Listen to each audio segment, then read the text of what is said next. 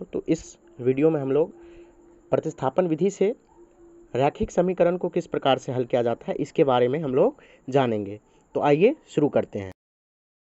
तो इस विधि में हम लोगों को दो समीकरण जो सबसे पहले दिया रहता है वो कुछ इस रूप में रहेंगे, यानी कि हम लोग बोल सकते हैं कि इस प्रकार से हमारे पास C1 और ये दूसरे समीकरण में हमारे पास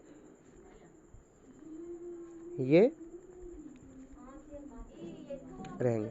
देखिए, इस दोनों समीकरण में से हम किसी समीकरण में से या तो x को y के पद में व्यक्त कर सकते हैं या y को x के पद में व्यक्त कर सकते हैं।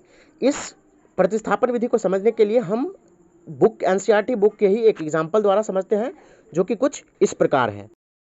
हमारे सामने में जो ये समीकरण है, इस समीकरण में C1 और C2 हमारे पास जो है वो 0 है। तो खैर उसका हमको अभी उतना ज़रूरत नहीं है। हमने आपको बताया था कि इन दोनों समीकरण में से हम या तो x को y के पद में व्यक्त कर लेंगे या y को हम x के पद में व्यक्त कर लेंगे, वो भी इन दोनों समीकरणों में से किसी भी समीकरण को हम ऐसा कर सकते हैं। तो अभी हम फिलहाल के लिए समीकरण 1 से x को जो है वो y के पद में व्यक्त करेंगे। तो इसके लिए हम लोग लिखेंगे यहाँ पे समीकरण 1 से। समीकरण 1 से लिखने के बाद आप देख सकते हैं कि √2x बराबर में हम यहाँ पे माइनस का √3y लिखेंगे और x का वैल्यू जो है हमारा कुछ इस प्रकार का आ गया। तो आप जैसा कि देख सकते हैं कि ये x जो है वो अब हमारे पास एक खुद रैखिक समीकरण के रूप में जो है वो आ गया है, यानी कि x का वैल्यू जो है वो हम माइनस का √3y बाय √2 जो है वो यहाँ पे हमारा आया है। इस वैल्यू को जो है हम लोग समीकरण 3 मान लेते हैं और या नहीं भी मान करके इस वैल्यू को हम लोग दूसरे समीकरण यानी कि समीकरण 2 में जो है वो हम लोग रख देंगे। तो समीकरण 2 में रखने पर हम लोगों को क्या मिलेगा, हम लोग यहाँ पे लिख देंगे कि x का मान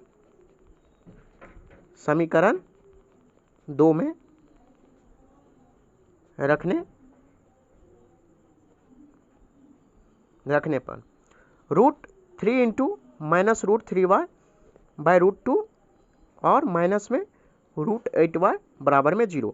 आप लोग ये तो जानते ही होंगे कि √2 और दो रूट को जब हम मल्टीप्लाई करते हैं तो हमारे पास एक इंटीजर आ जाता है, यानी कि वो हमारे पास कुछ इस प्रकार से बचेगा। और जब हम इसको फर्दर सॉल्व करेंगे तो हमारे पास जो है वो y जो है वो 0 आ जाएगा।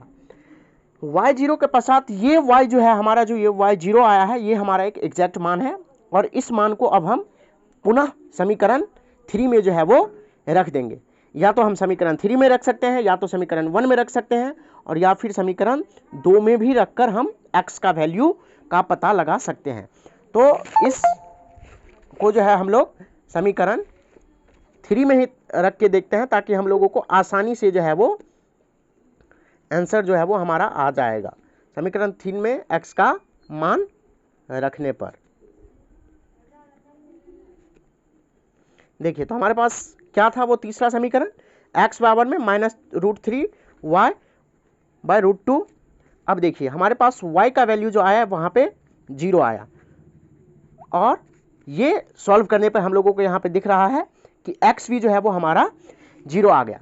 ये जो y का वैल्यू हम लोग समीकरण 3 में रखे हैं, ये हम या तो समीकरण 1 या समीकरण 2 दोनों में किसी में ही रख सकते थे। अब जो हमारा इस सवाल का समीकरण का जो जवाब है वो x बराबर 0 और y बराबर 0 है।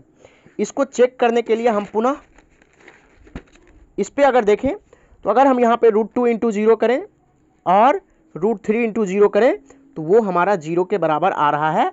अतः हम ये कह सकते हैं कि हमारा जो उत्तर आया हुआ है वह बिल्कुल और बिल्कुल सत्य है।